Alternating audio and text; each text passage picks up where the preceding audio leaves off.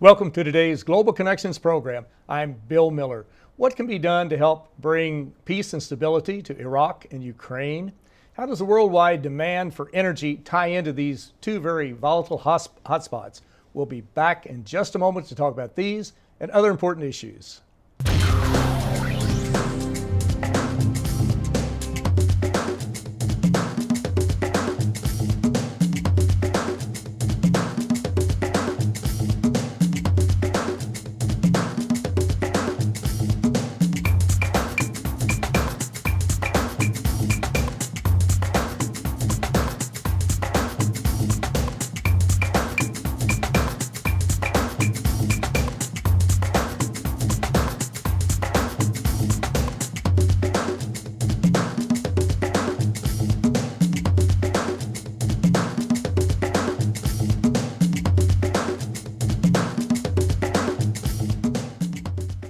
Welcome back to our program. Today we're taking a look at the use of energy and the demand for energy around the world, but also how this ties into some of the conflicts going on in Iraq and Ukraine. You're watching Global Connections Television, which is an independently produced program. The opinions expressed on Global Connections are solely those of the moderator and his guest. My guest today is an expert on these areas. My guest today is Dr. Stacy Closson. Dr. Stacy Closson is an assistant professor, and she came to the Patterson School of Diplomacy and International Commerce directly from the Woodrow Wilson Center for International Scholars in Washington, D.C. She received her PhD in International Relations from the London School of Economics and Political Science and her master's from the University of London School of Oriental and African Studies.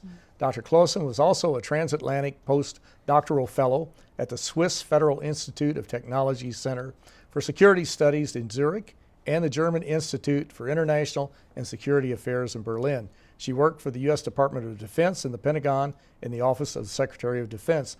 Dr. Closson, welcome to today's Global Connections program. Thank you. I'm happy to be here. I appreciate you being with me today. We've got two really volatile areas of the world to talk about, but we also, I think we need to focus a little bit upon what's happening in the energy sector, because so often what drives national policies, international policies, geopolitical situations is what's going on in energy. You have a book, a forthcoming book that's going to be out in the fall, which is about energy. Tell me, what is the title of the book, and what are some of the main aspects of the book as they pertain to energy? Sure. Well, thank you. My colleague and I at the Patterson School of Diplomacy, Dr. Evan Hillebrand, we embarked on a project 2 years ago, actually, to look at the interface of three variables, to look at energy and economic growth and geopolitical futures. So that's the title of our book. And then it's 8 long-range scenarios. It'll be published by MIT Press. It'll come out this fall.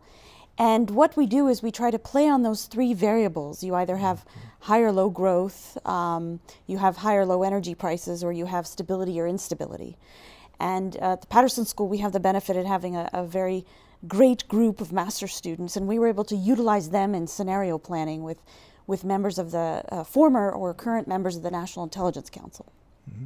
And as you look at the energy situation around the world, we see debates raging. If you look, well, the Keystone XL pipeline is one that has been in the news for years and years and will be in the future. As you look at the Keystone XL pipeline, we'll just take as an example.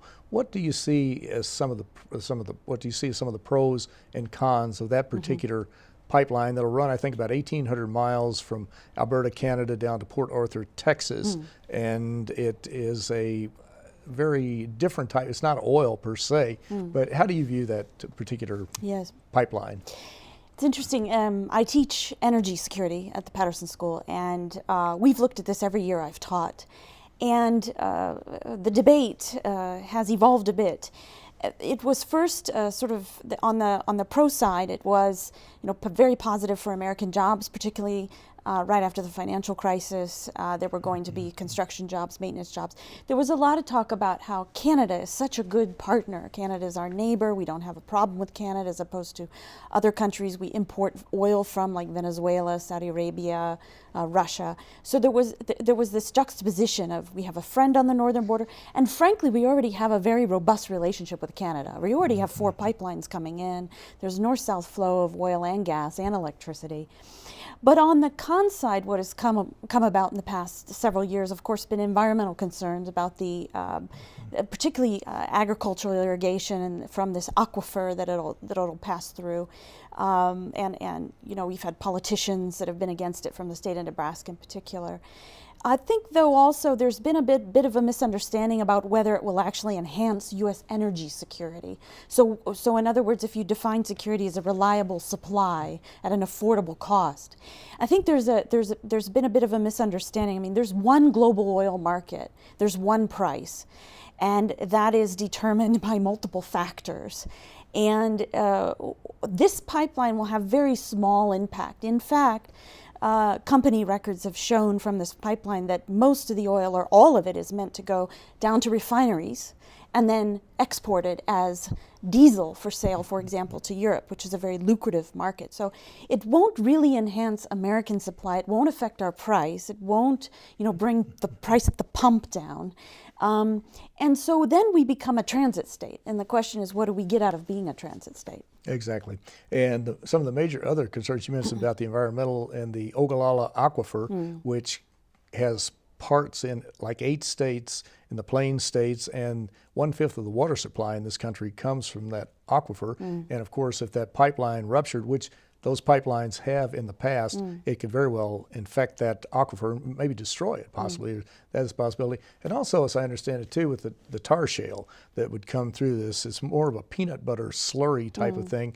And it's very, very labor intensive. It's also environmentally intensive and devastating to get this stuff out of the ground. But this is an issue that's going to be going. This brings up the whole issue of, we're talking about energy consumption and what we're using. We're using coal, we're using oil, we're fracking for gas. All of them have major problems because they're fossil fuels.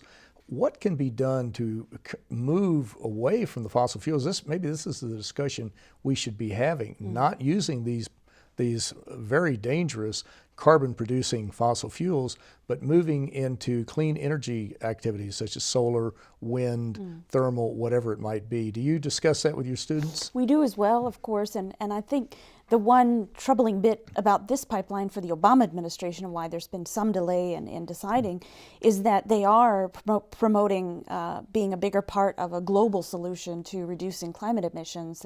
They have promised at the Convention of the Parties in 2015 in Paris in December that we will come to the table with some agreement. And both us, we refused to sign Kyoto or ratify it, and then on the other side, the Canadians have not been able to meet their requirements. And I think both countries, face the international community in this sense to be more responsible and reach commitments. And so we do talk about this. I find renewable energy is a very complex topic, to be honest with you. It involves technology, it involves markets, it involves issues of distributed generation. But we know that the climate action plan that the Obama administration has come up with has an ambitious goal of reducing climate emissions 17% on 2005 levels by 2020.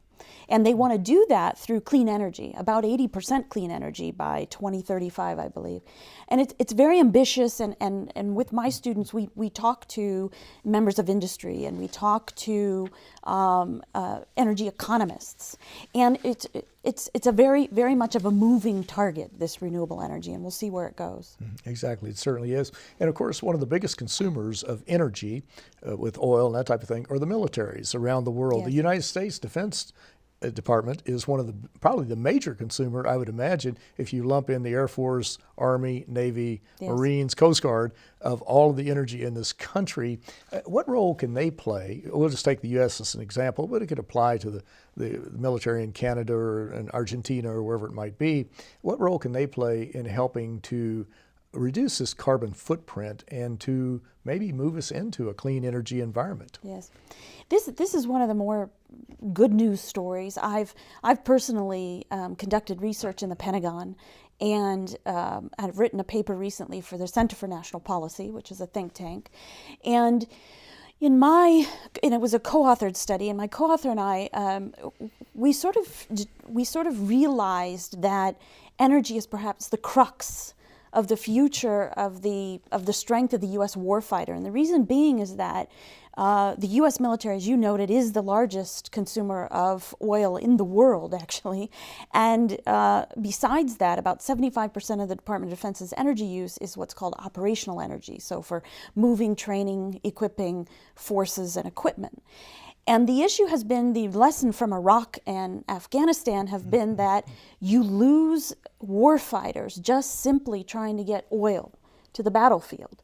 And general officers have recognized that this is not, the way to fight a war, and that sort of the primary way to move ahead is probably to use less oil. That's the most secure way. So they're doing that through efficiency. They're doing that through alternative oil development, to alternative fuels development. But nevertheless, regardless of all the efforts they're making, the volatile price of oil is hampering the military budget. The other issue is they still project out to 2025 an 11% increase in the use of oil. So it's not going to go down regardless of all their efforts. And it's a task for the Department of Defense. It certainly is. Now, as I understand it, there are some naval vessels that, or at least one that's out there that's using some type of clean fuel, that it's not using the traditional oil, or it's not nuclear powered. So there may be some good news in that area. You mentioned Iraq. That's a good segue. And of course, we think back to 2003, and I guess it was March of 2003 when the United States and this so-called coalition of the willing invaded Iraq. And a lot of foreign policy observers said if there had not been oil in that area of the world, we would never have gone into it, even as much as we dislike Saddam Hussein.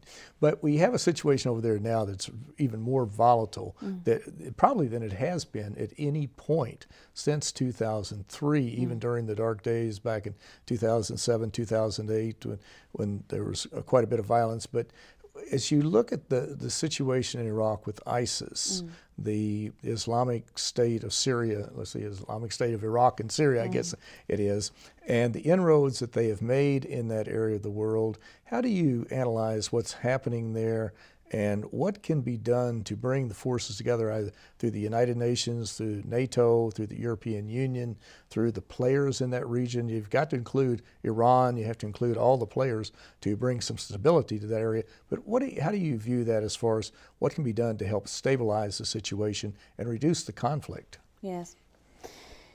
I think the international community is in a real predicament. I mean, we've had this sort of false choice placed upon us between al-Assad, keeping that regime in power, or ISIS now as the major opposition force. We've been trying to provide some humanitarian and non-lethal assistance to this sort of oppositional forces, but as I understand, the oppositional forces are sort of sometimes defecting from those forces and moving into the more radical forces, and so we get into this position which the U.S. government has been into many, many times in our history, which is who are we actually arming, and what are the long-term effects of arms? And as I understand it, we're now providing some lethal force in the region. As you know, the UN, of course, has a massive task of dealing with all these refugees. I mean, and apparently they are doing quite a wonderful job in Turkey, working well with them, but we've also had Jordan and Lebanon. But I think what I see happening is an interesting but a very disconcerting pattern in the Middle East. And that is, before, when you had these authoritarian regimes in power, you had sort of two factions, didn't you? You had the Sunnis and the Shias, and you could divide up the governments and divide up the parties and say, this group, the Gulf and the North Africa and Jordan, are with the Sunnis, and Syria and Iran and Hezbollah are with Shia. And there were conflicts, but they were contained. I think what's interesting is that there are now, since the U.S. invasion of Iraq, there are an emerging number of non-state actors. Some people call them proto-states, and they have historically remained in a resistance position. So Hamas, Hezbollah, Muslim Brotherhood, but they've moved in to sort of try to govern pockets, if not Gaza, then also the whole state of Egypt, and that was really troubling for the other Sunni alliance, the Saudi-led Sunni alliance, and Qatar was backing the Brotherhood, and I guess what I see is that now you don't have a true understanding of sort of which way these different groups might go. And Hezbollah, Hamas have been sort of taking different positions now in Syria. And so it's even more complicated than it's been in the past in the Middle East. It certainly that's is, possible. to put it mildly. That may be our euphemistic statement of the day. But as we look at what has happened, we see the Arab Spring and how there seemed to be a genuine desire by a large number of people to promote democratic institutions, to move democracy in the particular country. I guess it started in Tunisia, the first item in the whole Arab Spring. But then as we've moved later as we look back on history, we see that Libya, we had Muammar Gaddafi. And of course, he was another vicious dictator like Saddam Hussein. But by the same token, he did have stability in Libya. But when things started accelerating over there, we saw the United Nations Security Council passed a resolution to provide a no-fly zone in Libya, which gave NATO legal cover to come in to set up the no-fly zone. And then after that, we saw there was really mission creep that took place, and we wound up overthrowing Muammar Gaddafi. Libya today is in chaos. It's a failed state, without a doubt, and the future looks very bleak right now as we're doing this taping, but hopefully things will get better. But we have the same situation almost in Syria. You mentioned Bashar al-Assad, and of course he is a dictatorial character, but when we look at Syria and the fact that there are so many diverse militant groups, the rebels opposing Bashar al-Assad, we don't know who we're supporting. We don't know if they're part of ISIS. We don't know if they're going to be moderate Democrats and small d Democrats, or we're supporting really radical entities. Would it be better if we just lived for the moment with Bashar al-Assad as the president of Syria and not have a situation where we could have even more turmoil happening? I'm just throwing that out as a hypothetical. How do you see that? Well, I also teach a course called Weak States, International Security, and we look at in depth at sort of how weak states actually operate, because they are the majority of states, and they don't operate the same as us, as sort of Western liberalized OECD economies.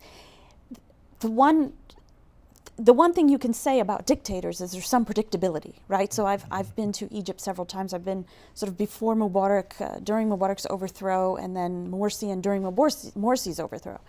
And the one thing that tends to happen in people's lives is there's all of a sudden a huge, high level of unpredictability. Where's the next sort of check coming from? Are the roads going to be open? Is it going to be safe for me to get to work? These kinds of bigger questions that they don't have during necessarily the authoritarian leader. Of course, you have a lot of ethnic fractionalization during the time of Gaddafi, the time of Saddam Hussein, particularly with the Shia and Kurds in Iraq. What's happening now, though, is complete chaos, as we see. And what we look at in my class, and what I've looked at in previous research in the South Caucasus of the former Soviet region, is you have these sort of political economic networks that are based on patronage from the old regime.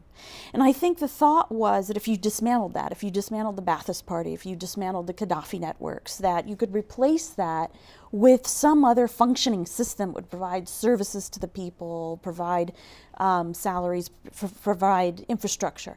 That hasn't been replaced, and in fact, what I see is a sort of a return of some of, even though there was an effort to oppress these political economic networks, people reached back out to these belligerents for their own sort of safety and security and needs. And so I think, one of the most interesting reports I read about ISIS is that they were actually the go-to in Mosul for the last year plus, right? So they were the force that was controlling whether you needed, to sort of transit or buy something or engage with the government, or they were the ones they were the facilitators. And so this is something where, you remove an al-Assad, and then the question is, are all those patronage networks gone, and then who's going to govern? And the one common pattern we see, and that bore out with the Muslim Brotherhood in Egypt, is that these resistance movements aren't very good at governing. They don't know how. They don't have technocrats. They didn't really plan to govern. They haven't trained to do it. Exactly. Now, we're talking about ISIS, the Islamic State in Iraq and Syria. That is apparently their focus right now, but a lot of observers in that area of the world seem to think that they really have a much broader vision, that if the state of Saudi Arabia, the state of Qatar, these states should really be very occupied and preoccupied with this, because if they do set up this network, and admittedly it's probably years away, but if they do, there could certainly be an encroachment on some of these other countries, could there not? There could be, but I think, you know, the Saudis, you know, and the other Gulf countries, other Sunni countries will never allow that to happen, is my sense. I mean, I see reports already of at least open reports that this coalition that was facilitating assistance to the opposition, including the United States and Europe and the Persian Gulf countries, they're working much better together and more transparently and coordinating aid. And I think that's in direct reaction to ISIS. Exactly. Well, we were talking about Iraq. We were talking about that the Middle Eastern part of the world. There's considerable turmoil, and of course, it's in everybody's best interest. The United Nations, all 193 countries in the UN, need to be working on this problem and focusing attention on it and trying to resolve the issues. Another one that's not quite as easy, I don't think, as far as choosing sides perhaps, is the situation in Ukraine. Yes. We've seen that there's a tremendous turmoil in Ukraine. Russia, which had given Crimea to Ukraine, I guess back at around 1954, something like that. Khrushchev, when he was the president, decided to take it back. How do you view the Ukrainian situation, and what can be done to help bring stability to that particular area of the world? Yes. Well, I've lived in Ukraine. I've been in the U.S. Embassy in Kyiv and traveled that country quite a bit, including Crimea several times, eastern Ukraine. I was surprised by the boldness of Russia. But as I've taken a step back and looked at the situation, there is a pattern of history of Russian action in this region. I've actually sort of researched it and looked at it in the case of Georgia with Abkhazia, South Ossetia. There's kind of a common pattern starting in the early 90s where Russia has ensured that these autonomous regions, whether it be in Georgia or Transnistria in Moldova or Nagorno-Karabakh between Armenia and Azerbaijan, they remain unstable. And the way they do this is through training, through arms, through stationing of equipment, sometimes in violation of what was then in force, the Conventional Forces of Europe Treaty. And they then have created a band of sort of separatists, almost mercenaries. And so you see a lot of the leaders of the military forces or separatist forces in eastern Ukraine are actually from maybe Chechnya, or they've been in Transnistria fighting in the past. And so there's a clear pattern, including the shooting down of a UN helicopter in 2001 where 9 people died in Kadorygord in Georgia. That's never been clear. They said it was Georgia guerrillas and or Chechen separatists. So there is kind of, this is just the latest. Unfortunately, this is the first major civilian death count. But before that civilian plane went down, the Malaysian airliner, very sadly, there had been several Ukrainian military aircraft and fighter jets shot down. So in answering your question about policy solutions, I mean, this has got to be bigger than the immediate crisis, although for the UN, I see the immediate crisis being stopping a war between Russia and Ukraine, which is de facto happening. And I don't see any other body being able to do it. I mean, the Europeans and the Americans have enacted these sanctions, and just today, the Europeans harsher sanctions, but sanctions take time. Sanctions are often about signaling. And in this case, they'll hurt Russia, and they'll hurt Russia in the longer term, but the immediate solution to a war is not the sanctions, to ending a conflict. I give a lot of credit to the Europeans going forward with the accession agreements and the signing by Georgia, Moldova, Ukraine. We've got to be behind this effort. This effort has to take precedence, I think, over NATO expansion. It needs to take precedence over any kind of sort of security discussions. I think improving, the economies and the democratic liberalism in these countries is the best way towards the future. And of course, there's so many other issues that come into play on this we'll never get to today, but Russia was concerned about the encroachment of NATO around its borders. Yes. The Europeans have been a little bit reluctant because they get a lot of energy from Russia. That's right. And of course, as you mentioned, there are other players involved in this, but we'll have to pick this up at another point. But Dr. Stacy Closson with the Patterson School of Diplomacy and International Commerce, I want to thank you so very much Thank you very for a much. very interesting and a very informative program. Thank you. Thank you. I'm Bill Miller. Thank you for joining us on today's Global Connections program.